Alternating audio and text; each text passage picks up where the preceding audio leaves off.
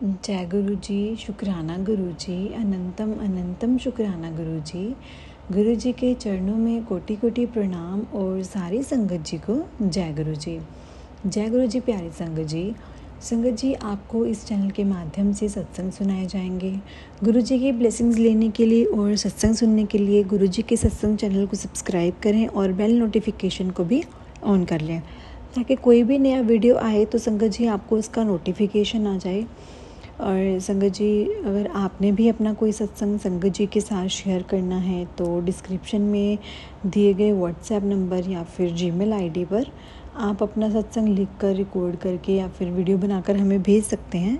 गुरु जी की कृपा से आपका सत्संग भी संगत जी के साथ ज़रूर शेयर किया जाएगा। और संगत जी, गुरु जी कहते हैं ना कि सत्संग को हमेशा पूरा सुने, क्योंकि सत्संग सुनने वाले का और सत्संग सुनाने वाले का दोनों का ही कल्याण होता है। और संगत जी, हम तो बहुत भाग्यशाली हैं जिन्हें सत्संग सुनने का भी मौका मिल रहा है और सत्संग सुनाने का भी मौका मिल रहा है।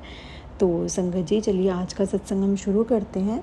सत्संग को शुरू करने से पहले गुरु जी का मंत्र जाप, ओम नमः शिवाय, शिव जी सदा सहाय। ओम नमः शिवाय, गुरु जी सदा सहाय। तो चलिए संगत जी, सत्संग को शुरू करते हैं। संगत जी, अंकल जी कहते हैं कि यद्यपि एक भक्त के द्वारा गुरु जी ने हमें उनके यहाँ आने के लिए संदेश भेजा था, हम उनके शरण में 7 जुलाई 2007 को पहुँचे। उनके संदेश के 1 साल बाद जब गुरुजी ने 1 साल पहले हमें उनके यहाँ बुलाया, तो हम इतने भाग्यशाली नहीं थे कि उनके दरबार पहुँच पाते। लेकिन साल 2007 में हम पर गुरुजी की कृपा हुई। 1 जुलाई को नरेश अंकल ने हमें गुरुजी की कृपा और अपने अनुभवों के बारे में बताया। ना तो मुझे विश्वास हुआ और ना ही मैं समझ पाया कि कैसे कोई महापुरुष इतनी सरलता से अपने भक्तों की जीवन को बदल सकते हैं।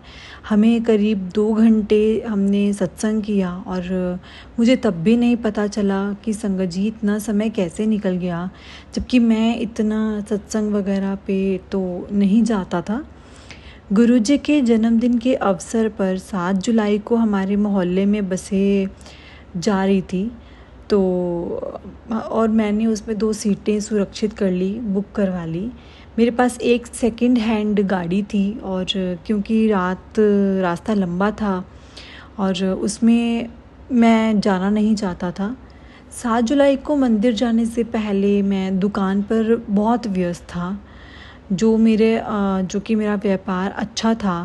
मैंने खुशी खुशी अपना काम 5 बजे तक निपटाया और उसके बाद कुछ देर बाद ही मैं गुरुजी की शरण में बैठा हुआ था। मंदिर में हमारा अनुभव संगत जी इतना सुहावना रहा कि हमने नियमित रूप से उसके बाद वीकली जाना शुरू कर दिया। हम एक बड़ी गाड़ी में जाया करते साथ सब, और एक संगत ने जिसके साथ हम जाते थे, मेरी पत्नी संतोष से कहा कि क्योंकि गाड़ी बहुत भरी हुई होती थी, हमें बच्चों के साथ नहीं ले जाना चाहिए। तो संतोष ने गुरुजी से प्रार्थना की कि हम बच्चों को भी मंदिर ले जा सकें, और उसने गुरुजी से निवेदन किया वह गाड़ी का आशीर्वाद दें ताकि हम अपने आप मंदिर जा सकें। संगत जी, गुरुजी की कृपा से 1 सप्ताह के अंदर ही ना जाने कहाँ से भूमि के टुकड़े, नई गाड़ी और एक नई मोटरसाइकिल के लिए रुपयों का प्रबंध हो गया। एक सुबह मैं संतोष से बात कर रहा था कि कैसे इतने कम समय में गुरुजी ने हम पर इतनी कृपा कर दी। हम दोनों गुरुजी का धन्यवाद करने लगे। घर में गुरुजी का सत्संग रखना चाहते थे संगत जी। हम करीब आधा घंटा इस पर विचार विमर्श करते रहे और फिर इस नतीजे पर पहुँचे कि पैसों की तंगी के कारण हमें सत्संग के बारे में भी नहीं सोचना चाहिए। तभी हमारा एक पड़ोसी आया संगत जी, और अपने घर में इन्वर्टर और बैटरी लगवाने के लिए हमें 10,000 रुपये दिए। हमारी समस्या का तत्कालीन समाधान करने के लिए हमने गुरुजी का धन्यवाद किया और सत्संग के प्रबंध में जुट गए संगत जी। हम सत्संग वाले दिन गुरुजी की कृपा हुई। उस दिन मौसम बहुत ठीक नहीं था, तो बादल छाए हुए थे और बारिश भी होने की शंका थी। यद्यपि हमारे घर से 2 किलोमीटर की दूरी पर बारिश हो भी रही थी। गुरु जी की कृपा से सत्संग के स्थान पर संगत जी बारिश नहीं हुई। कुछ भक्तों ने फ़ोन करके हमें ये भी कहा कि बारिश के कारण वो नहीं आ पाएंगे, पर यहाँ सत्संग और लंगर समाप्त होने के 2 घंटे के बाद संगत जी इतनी तेज़ बारिश हुई, लेकिन सत्संग के टाइम पे यहाँ बारिश की बूंद तक नहीं थी। हमें लंगर भेंट करने का एक और अवसर प्राप्त हुआ। मेरे पिता 6 जनवरी 2009 को चल बसे संगत जी। 13 दिन बाद हमने कुछ पंडितों को लंगर कराया। लंगर समाप्त होने वाला था और जब 3 सरदार सब 6 फुट कद के अंदर से आए और बोले, जय गुरु जी, हम यहाँ लंगर करने के लिए आए हैं। हमने उन्हें बिठाया और लंगर परोसा। संगत जी वो खुश होकर चले गए वापस, और मैं सोच में पड़ गई कि हम जहाँ रहते थे वहाँ कभी भी हमने किसी सरदार को ऐसे घूमते हुए नहीं देखा था। मुझे वास्तव में ऐसा लग रहा था कि गुरुजी ने हम पर विशेष कृपा की थी। मुझे लगा कि वो ब्रह्मा, विष्णु और महेश थे जो हमारे घर में हमें आशीर्वाद देने के लिए आए थे संगत जी। मैंने मंदिर से गुरुजी का चाबी का छल्ला लिया था पर उसमें चाबियाँ नहीं डाली थी। मुझे उसमें चाबियाँ डालना उचित नहीं लग रहा था क्योंकि कभी हमारे हाथ गंदे भी हो सकते थे, इसलिए मैंने अपनी मोटरसाइकिल के आगे का लगाने का वो सोचा।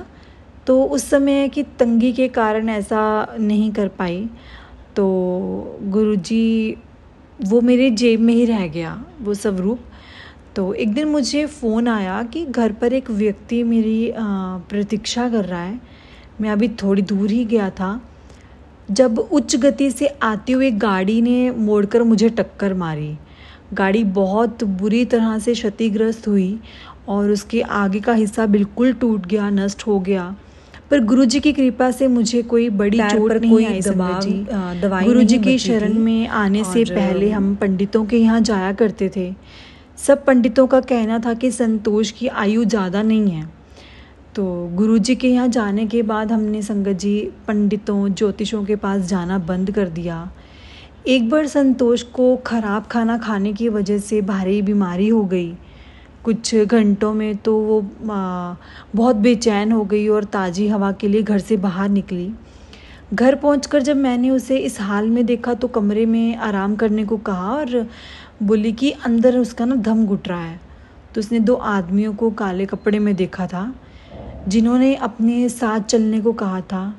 हमें उसके आसपास कोई भी नज़र नहीं आ रहा था, पर तभी उसने उन दोनों आदमियों को पीछे गुरुजी को खड़ा हुआ देखा।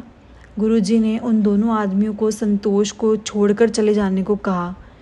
उन्होंने गुरुजी का आदेश माना और वो चले गए। बाद में संगत जी हमने संतोष से उन आदमियों के बारे में पूछा तो उसने हमें बताया कि वो 2 काले और मोटे थे। उनकी घनी मूछें थी, उनके हाथों में तलवारें थीं। उसने उस दिन यमदूत देखे थे संगत जी। अगर गुरुजी उसे बचाने नहीं आते तो वो उस दिन नहीं बचती और शायद वो आज हमारे बीच में नहीं होती। धन्यवाद गुरुजी, संतोष को एक नया जीवन दान देने के लिए, नवजीवन का आशीर्वाद देने के लिए। संतोष को पीठ में बड़ा दर्द रहता था। गुरुजी ने उसे सपने में दर्शन दिए। उन्होंने झाड़ू से संतोष को छुआ और पूछा कि क्या अब उसे दर्द था। संतोष ने जवाब दिया कि अब दर्द बहुत कम है। गुरुजी ने दोबारा उसकी पीठ पर झाड़ू से छुआ और दर्द संगत जी पूरी तरह चला गया। जब वह सोकर उठी तो उसने पाया कि दर्द उसे है ही नहीं, वह दर्द उसे कभी हुआ ही नहीं था।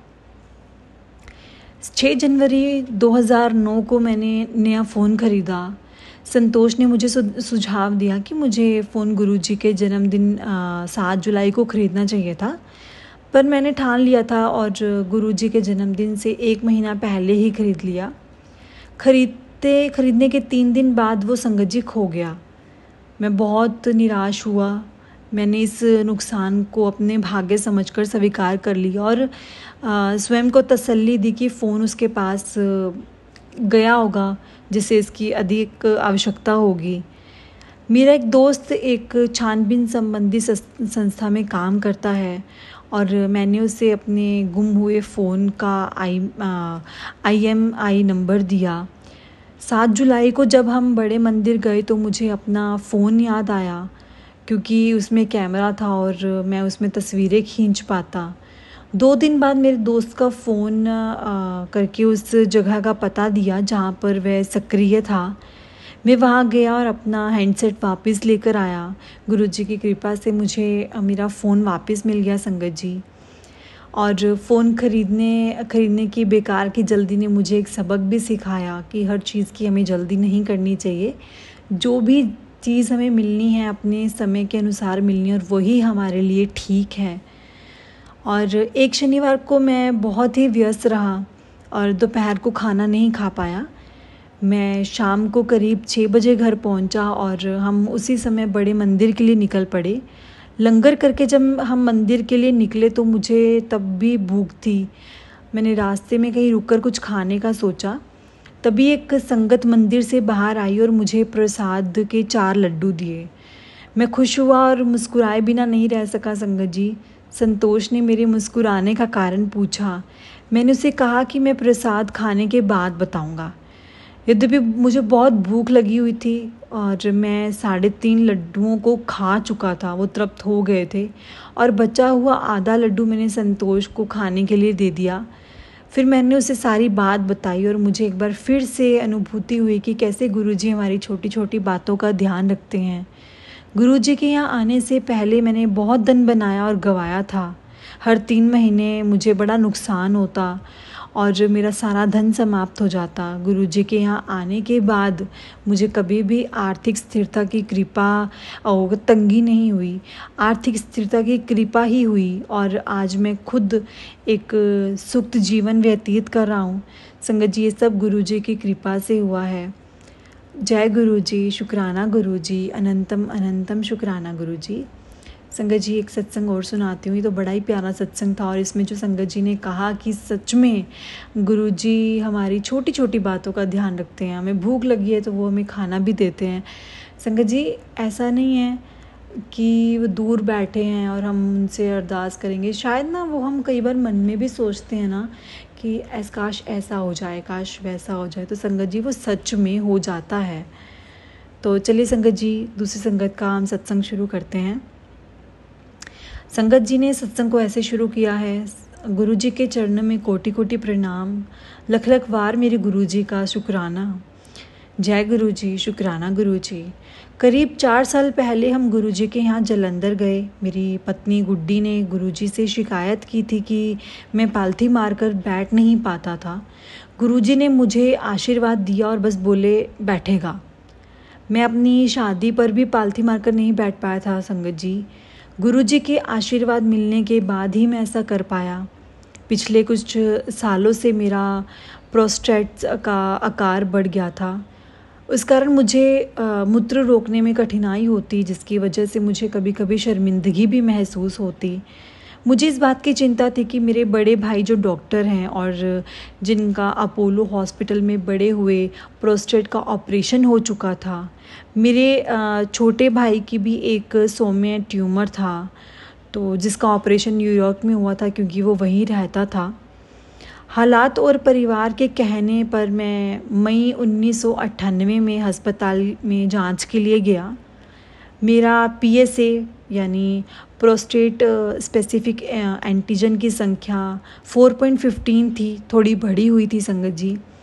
जनवरी 1999 में मैं मिलिट्री हॉस्पिटल में जांच हुई, जिसमें PSA की संख्या 6.20 आई संगत जी, जिसने मुझे बहुत परेशान कर दिया। फिर गुरुजी ने मुझे अपना आशीर्वाद दिया। मेरी संगत जी हालत जो थी इतनी तेज़ी से उसमें सुधार आने लगा। मई 1999 में मैं एक और जांच के लिए गया, जहां PSA की संख्या 1.589 आई, जिस पर मेरे जो स्पेशलिस्ट थे वो भी बिल्कुल यकीन नहीं कर पा रहे थे, वो भी हक्के बक्के रह गए थे। मैंने डॉक्टर्स को बताया कि ये मेरे गुरुजी के आशीर्वाद से हुआ है। मैंने उन्हीं से ही इसका इलाज करवाया है, इसका इलाज और कोई नहीं कर सकता था संगत जी। उनके आग्रह पर कि यह संख्या गलत हो सकती है, तो मैंने एक प्राइवेट लेबोरेटरी में टेस्ट करवाया। मेरी PSA की संख्या 3.34 आई, जो कि बिल्कुल ठीक थी, सामान्य थी। मैं गुरुजी का बहुत बहुत बहुत आभारी हूँ। मुझे पीठ में दर्द रहता था। उस समय गुरुजी के आशीर्वाद से, प्रसाद, कीर्तन और लंगर द्वारा और सत्संग के आध्यात्मिक वातावरण से मेरी वो पीड़ा भी गायब हो गई। गुरुजी का आशीर्वाद मेरी भाभी हरबीर और उसकी बेटी रुबीना को भी प्राप्त हुआ संगत जी। उनका परिवार पिछले 9 सालों से शिकागो में फंसा हुआ था और दिसंबर 1998 के तीसरे हफ्ते में भारत आने वाले थे। वो इंडिया वापस आने वाले थे, लेकिन निकलने के संगत जी 10 दिन पहले ही जब वो पैकिंग कर रहे थे, हरबीर के ऊपर एक सूटकेस गिर गया और संगत जी जिसकी वजह से ना उसका सिर दीवार की ओर जाकर लगा और उसे ब्रेन हेमरेज हो गया। तो डॉक्टर्स ने उनको सख्त हिदायत दी कि उनके लिए भारत जाना बहुत जानलेवा भी साबित हो सकता है संगत जी। लेकिन उन्होंने ये खतरा मोल लेने का निश्चय किया। धुंध के कारण जो उनकी फ़्लाइट थी वो दूसरी जगह पे ले गई उनको। यह अपने संबंधी के घर जा पहुंची और उसने पाया कि वहाँ बिस्तर पर वो उठ पाने में भी असमर्थ थी। मेरी पत्नी और मैंने उसे उसके तकिए के नीचे गुरुजी की स्वरूप को रखा और उसे गुरुजी का प्रसाद यानी प्रसाद में मिश्री हम समय समय पर देने लगे। 2 घंटे बाद संगत जी हरबीर उठी और बात करने लगी। हम अगले दिन उन्हें गुरुजी के पास लेकर गए और हरबीर संगत में 3 घंटे बैठी। वे खुश भी थी और ठीक भी। रुबीना ने उसे नए साल के क्लब के कार्यक्रम छोड़कर गुरुजी के यहाँ उनके आशीर्वाद के लिए लेने के लिए आने को बोला। तो उस दिन हम सुबह के 2 बजे तक गुरुजी के साथ थे। हरबीर खुश थी और संगत जी ठीक लग रही थी। गुरुजी ने रुबीना को बैचलर ऑफ डेंटल सर्जरी के पाठ्यक्रम के लिए आशीर्वाद दिया, यानी उसकी स्टडी करने के लिए, डेंटिस्ट की स्टडी करने के लिए। गुरुजी ने मजाक में बोला कि BDS को जैसे बत्ती दंदा दा सर्वनाश कहते थे, जिसका वैसे मतलब ऐसा है कि 32 दांतों को ख़राब करना। उन्होंने रुबीना को कहा कि उसकी दूसरी बीमारी अस्थमा ठीक होने से कुछ समय पहले उसकी तबीयत बिगड़ सकती है। तो जैसा गुरुजी ने पहले ही कह दिया था संगत जी, और ऐसा लग रहा था कि हरबीर ठीक हो गई ही थी, लेकिन रुबीना की हालत बिगड़ गई थी। 1 और 2 जनवरी को हरबीर ने अपनी सारी दवाइयाँ संगत जी फेंक दी और दोनों दिन उसने बहुत ख़रीदारी करी और वह सब कुछ आराम से कर पा रही थी। शिकागो पहुंचकर जब उसने अपनी जांच करवाई तो पता चला कि सारी बीमारियां दूर हो गई हैं। ये सब गुरुजी के आशीर्वाद से ही हुआ है संगत जी। रुबीना का हाल थोड़ा अलग था। शिकागो पहुंचकर उसे हॉस्पिटल भर्ती होना पड़ा। थोड़े दिन बाद डॉक्टर्स ने कहा कि उनके पास कोई और ऐसी दवाई नहीं बची थी जिनसे वो उसका इलाज कर पाते। यहाँ शाम को हमने गुरुजी को ये सब बताया और गुरुजी बोले कि उन्होंने पहले ही उसे ठीक कर दिया था। अगली सुबह हमने रुबीना को फ़ोन किया। उसकी हॉस्पिटल से छुट्टी हो रही थी और अगले दिन कॉलेज जाने का सोच रही थी। एक रात पहले उसे सपने में गुरुजी के दर्शन हुए थे और उन्होंने उसे ठीक भी कर दिया था संगत जी। कुलबीर रेखी को भी गुरुजी का आशीर्वाद प्राप्त हुआ। 1968 में उसे हाइपोथायरॉइड की परेशानी थी। उसका ऑपरेशन हुआ था और वो ठीक रही संगत जी। लेकिन 1995 से उसे फिर से दवाइयाँ लेनी शुरू करनी पड़ी। 4 साल बाद 1999 में गुरुजी ने उसे आशीर्वाद दिया और अद्भुत बात यह थी कि जब जून में जब उसकी जांच शुरू हुई तो पता चला कि उनकी जो थायराइड की समस्या थी वो गायब हो गई थी, और जबकि उनके लिए दवाइयाँ लेना एक आजीवन आवश्यकता थी। वो विस्मित थे कि गुरुजी के आशीर्वाद से एक आजीवन समस्या का उपचार हो गया था संगत जी। जय गुरुजी, शुक्राना गुरुजी, अनंतम अनंतम शुक्राना गुरुजी। गुरुजी ऐसे ही हम सब पर अपनी कृपा बनाए रखना और हम सबको ऐसे ही अपने आशीर्वाद की छत्र छाया में रखना। संगत जी, मैं आपको एक छोटा सा सत्संग और सुनाने जा रही हूँ, जिसमें उन्होंने बताया है कि मैं गुरुजी की अपने पति के साथ साल 1995 में ग्रेटर की लाश गुरुजी की शरण में आई। संगत जी, शादी के काफ़ी सालों बाद तक हमें कोई संतान नहीं थी। हम निसंतान थे और हम बहुत दुखी थे। किसी के भी इलाज का कोई फ़ायदा नहीं हुआ था। जब हम वहाँ गए तो संगत में बैठे हुए थे। गुरुजी अपने कमरे से बाहर आए और हमें अमृत दिया। हम संगत में पहली बार गए थे, लेकिन अमृत की महत्ता और आध्यात्मिक शक्ति से हम अवगत नहीं थे। आज जब हम मुड़कर उस शाम के बारे में सोचते हैं तो संगत जी बहुत ही भाग्यशाली महसूस करते हैं कि पहले ही दर्शन में हमें उनका आशीर्वाद प्राप्त हुआ। फिर गुरुजी ने हमें एक छोटा सा मौका दिया और कुछ बोलने का, लेकिन इससे पहले कि मेरे पति पूरी तरह बता पाते कि हम यहाँ क्यों आए हैं, गुरुजी बोले कि अगले साल। संगत जी, यह एक अविश्वसनीय लग रहा था कि हर उस व्यक्ति को भी जो पहली बार गुरुजी के यहाँ आता है कि गुरुजी के कहे हुए 2 शब्द से सारी परेशानियाँ ख़त्म हो जाती हैं। पर संगत जी, बिल्कुल ऐसा ही हुआ। गुरुजी की कृपा से मुझे अगले साल बेटा हुआ। निसंदेह डॉक्टर्स के पास भी इसका कोई जवाब नहीं था, वो भी हैरान थे। वास्तव में गुरुजी की शरण में आने के बाद उनका आशीर्वाद हमें हमेशा आपके पास होता है।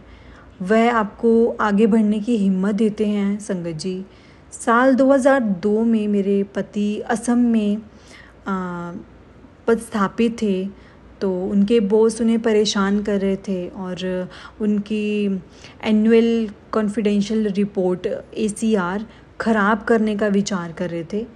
मेरे पति बहुत तनाव में थे और उन्होंने गुरुजी की तरफ रुख किया। 7 फरवरी को सुबह के करीब 7 ही बजे उन्होंने स्नान किया और कमरा बंद कर दिया और बहुत ही उत्तेजना से गुरुजी से प्रार्थना करी। गुरुजी ने संकेत दिया कि उन्होंने अपने भक्त की प्रार्थना सुन ली थी और कमरे का संगत जी पंखा अचानक बहुत तेज़ी से घूमने लगा और पूरा कमरा गुरुजी की खुशबू से भर गया। स्पष्ट रूप से गुरुजी ने मेरे पति को आश्वासन दिया कि वह यह परिस्थिति वह संभाल लेंगे। आने वाले महीने में उनके बॉस का ही तबादला हो गया संगत जी, और नए वरिष्ठ अफसर बिना किसी प्रबोधन से मेरे पति की ACR में सुधार किया।